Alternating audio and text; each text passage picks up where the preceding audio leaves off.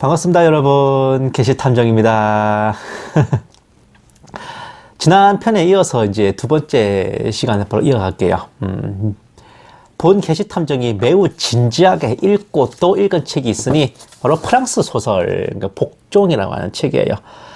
2022년에 프랑스의 이슬람 공화국이 수립되어 이슬람화로 치닫는다는 충격적인 디스토피아적 미래 예측을 그린 소설인데, 사실 이슬람화가 된다는 것보다는요, 이 책 내용이 적그리스도의 집권 과정과 매우 상통하는 점이 많습니다. 제가 그래서 눈여겨봤어요. 이 책이에요. 제가 엔간하면 이거 1독을 권해드립니다. 그리고 되게 재밌어, 내용이. 남자들이 좋아할 내용도 좀 있고.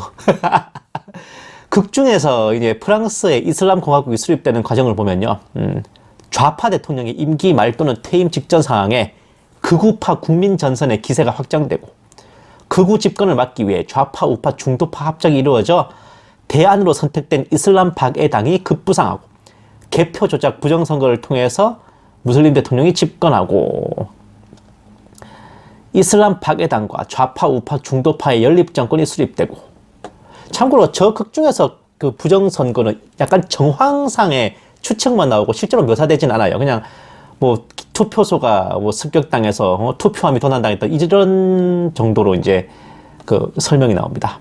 어쨌든 그 이슬람 박애당과 좌파, 우파, 중도파의 연립정권이 수립되고, 프랑스는 이슬람 공화국이 창건됨으로써 이슬람화가 이루어져 정통 프랑스는 멸망하고 국민들은 이슬람에 복종한다. 그래서 소설 제목이 복종입니다. 더 요약하면 이제 극우 국민전선의 집권을 막고자 좌파, 우파, 중도파가 결탁해서 무슬림 대통령을 집권시켜서 이슬람 공화국을 수립시켜버린다는 건데, 우리나라의 상황에 적용시켜보면 첫째는 2017년의 탄핵 사태, 그리고 문재인 좌파 정권의 집권입니다.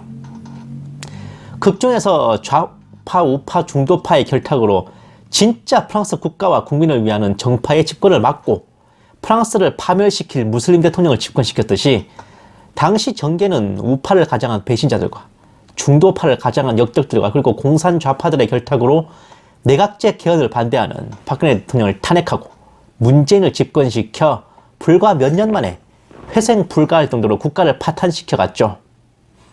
둘째는 문재인 정권 이후의 예측입니다.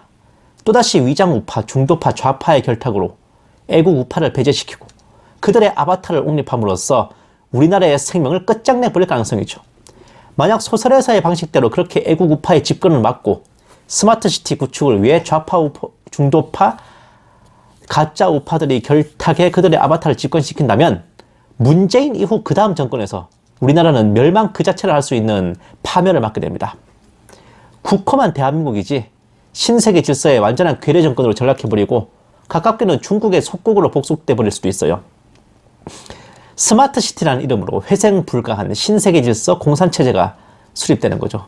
저는 한 1, 2년 전에 대충 이렇게 예측했었어요. 문재인 집권 말기에 이제 문재인의 폭정에 시달려서 애국 우파가 이제 급부상합니다. 지지율도 높아지고, 그때 더불어민주당, 정의당, 그리고 반문연대가 협상을 해서 의원 내각제 개헌에 협조를 하고 총리직을 비롯한 내각 장관직 나눠먹기를 조율해요. 그리고 구 문재인 정권에 대한 처벌 미실시 조건으로 그 빅텐트의 정권을 이양합니다. 이는 애국 우파의 집권을 막기 위한 야합이죠. 애국 우파에 흡수될 것을 우려해서 그 사탄파, 그 사기 탄핵파들은 빅텐트에 붙어버립니다. 그래서 사탄파, 더불어민주당, 정의당, 즉 애국 우파를 제외한 모든 정치 세력이 연합하여 빅텐트를 구성합니다. 그렇게 압도적인 표차로 빅텐트가 승리하고 신임 대통령이 집권하고, 신임 대통령에 의한 차별금지법 시행과 스마트시티 추진, 이로써 2022년 대한민국은 신세계 질서의 괴뢰 국가로 전락한다는 겁니다. 본 게시탐정은 국내 일루미나티의 선봉대인 여시제의 직계에 해당하는 황교안이 2022년 6월드 괴뢰 정권을 위해 빅텐트를 구상할 거라 예측하고, 2020년 총선을 두 명의 후보자 황교안, 문재인이 경합을 벌이는 시합이라 봤는데, 예상과 달리 황교안이 대패하고 문재인이 승리해서 차기 뉴월드 괴뢰 정권의 수립 대신 문재인 좌파 정권으로 아예 대체된 거 아닌가, 그렇게 생각해봤어요. 보세요. 총선 승리 후 신세계 질서를 선포하는 문재인의 모습에서 더 그런 이제 확신이 짙어졌죠. 그런데 불과 1년 후 또다시 민심이 요동쳤습니다. 서울시장 재보궐선거에서 오세훈이 승리하고 윤석열이 차기 대권 후보로 급부상하면서 제가 불안감이 더해갔어요.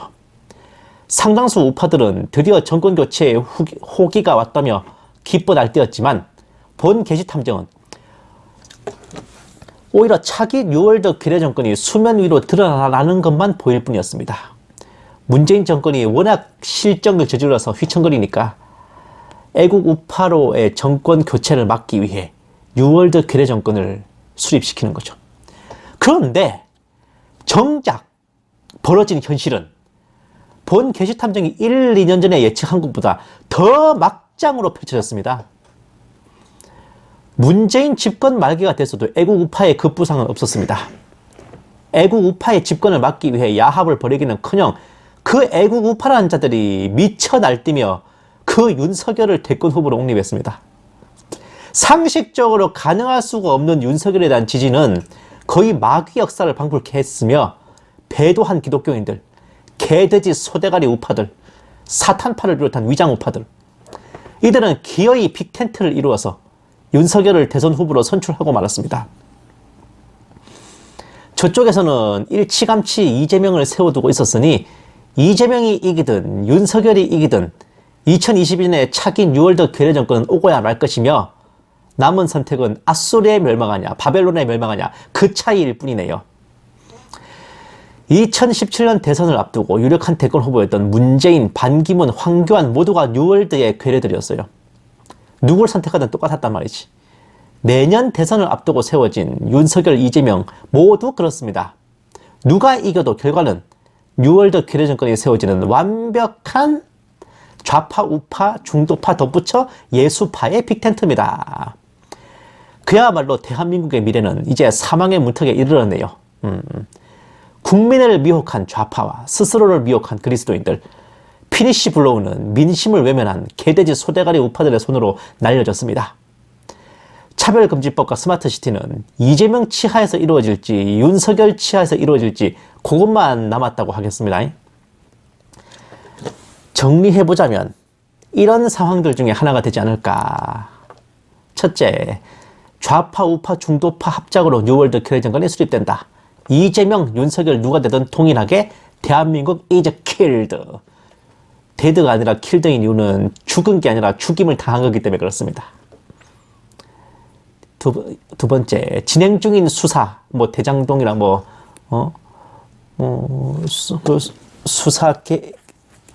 대장동이랑 뭐 윤석열도 걸린 거 이것저것 있죠. 이런 걸로 인해서 뭐 특검이든 수사든 이런 걸로 인해 이재명, 윤석열 모두 중도 퇴장할 경우 자꾸 국민이란다. 틀리의 힘, 더불어 터진당 모두 대선 후보 교체 가능성이 있습니다. 일단 뭐 순리대로 차점자가 대체한다 그러면 저쪽은 이재명에서 이낙연으로 바뀌겠고 이쪽은 윤석열에서 홍준표로 바뀌겠네요. 뭐 다시 뽑을 수도 있고요. 경선을 다시 해가지고. 이것만 해도 얼마나 다행입니까? 세 번째, 이재명, 윤석열에 대항할 제3지대 후보가 급부상할 가능성입니다.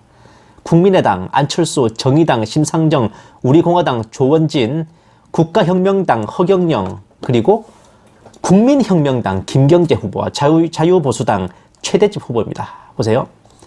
국민혁명당의 김경재 후보는 그야말로 원조 친박입니다. 자유총연맹 총재도 지내셨고 보수 우파의 몇 안 되는 큰 어른 중에 한 분이에요. 정말 배신 때린 그 무늬만 친박인 인간들하고는 좀 결이 다르신 분이에요. 이분이 이번에 국민혁명당 후보로 나오셨어요. 그리고 이번에 새로 창당된 자유보수당, 저도 이 자유보수당 창당 발기인으로 이제 참여를 했고, 제가 또 국민의힘 당적은 버렸지만 탈당했지만은 국민혁명당 당원이기도 하거든요. 그러니까 어쨌든 뭐 저하고 다 한 다리씩 엮여 있네요. 이 최대집 후보는 의사협회장을 지내신 분인데 또 역시 이분도 우파 한 길 걸어오셨고 박원순 아들 병역비리 사건 이런 것도 많이 이제 파헤치기도 하셨어요. 특히 근래 들어서는 코로나 백신 부작용에 대한 대처와 그리고 이제 백신 패스, 백신 강제접종 반대 운동 이런 것들을 되게 열심히 하시는 분이에요. 이 뭐 다른 제3지대 후보들 많지만 이 김경재 후보, 최대집 후보는 두 분 다 진성 우파로는 손색 없는 애국자들입니다. 그리고 네 번째이자 정말 낮은 확률이긴 한데 박근혜 대통령의 이제 보수 재편성 가능성도 있어요.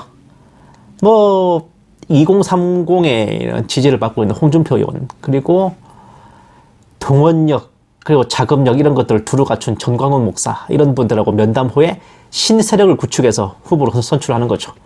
이럴 때 아마 제일 쉽게 생각해 볼 수 있는 게 대선 후보는 김경재, 당대표는 홍준표, 고문 플러스 후원회장은 전광훈 이런 식으로 가지 않을까.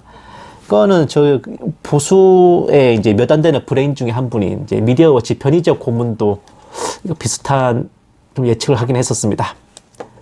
저도 뭐 그분이 예측한 거 보고 이제 이럴 수도 있겠다 생각하는 거죠. 하지만 역시나 가장 높은 확률은 이재명 정권이 수립되는 겁니다. 이건 최악의 상황이죠. 그야말로 마라탕 맛의 신정부. 이 마라 맛을 조금이라도 덜 보려면 마라나타만이 살 길입니다. 주 예수여 오시옵소서 하는 거지. 주님 오시는 거 말고 무슨 길이 있겠습니까? 제가 지난번 방송에서는 워낙 깊은 빡침이 있는 상태로 한 터라 제가 엄청 인정사정 없이 퍼부었지만 그래도 본 게시탐정 또한 국민인데 어떻게 자기 나라가 속절없이 무너지길 바라겠습니까? 틀딱의 힘인지 국민의 힘인지 뭐 그 당이 무너지는 건 괜찮아요. 근데 나라가 무너지는 것은 원하지도 바라지도 기대하지도 않습니다. 옛날에 누구 노래던가? 한 번도 원한 적 없어. 예, 그래요. 되도록이면 그래도 주님 다시 오시기 전에 이 나라를 겨자씨만한 은혜라도 베푸셔서 조금 더 보살펴 주시기를 간절히 바라고 바랄 뿐입니다. 이왕이면 윤석열, 이재명 둘 다 중도퇴장하고 새로운 후보로 교체되든지 아니면 제3지대 후보 중에 쓸만한 사람이 부상하든지 아니면 주님께서 좀 더 빨리 오시기를 소원합니다. 제가 아까도 말씀드렸지만 이 마라탕처럼 매운맛을 조금이라도 덜 보려면 마라나타밖에 없을 것 같습니다. 아무리 생각해보다 말이죠. 여러분은 그렇게 생각 안 하세요? 감사합니다. 게시탐정이었습니다.